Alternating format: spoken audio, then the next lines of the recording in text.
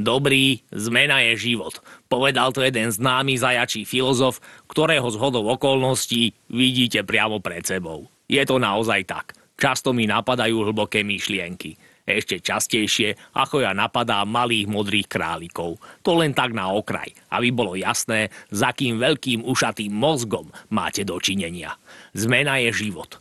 To odo mňa okopírovali aj chalani a baby z hudobnej telky Music One. Na 1. jún nachystali kopu, ba až hromadu zmien vo vysielaní. Priznám sa, že som očakával konečne aj rubriku venovanú úprave srsti a tupírovaniu uší, prípadne priame prenosy zo zápasov zajačíc v blatistom kapustovom poli. To ale nebude, pretože to vraj ohrozuje harmonický rozvoj maloletých zajacov. Nuž, budem tam musieť chodiť osobne na tie zápasy. Vy v telke uvidíte onakvejšie veci, také ľudské. My zajace zase obídeme s dlhým nosom. Dlhé uši už máme.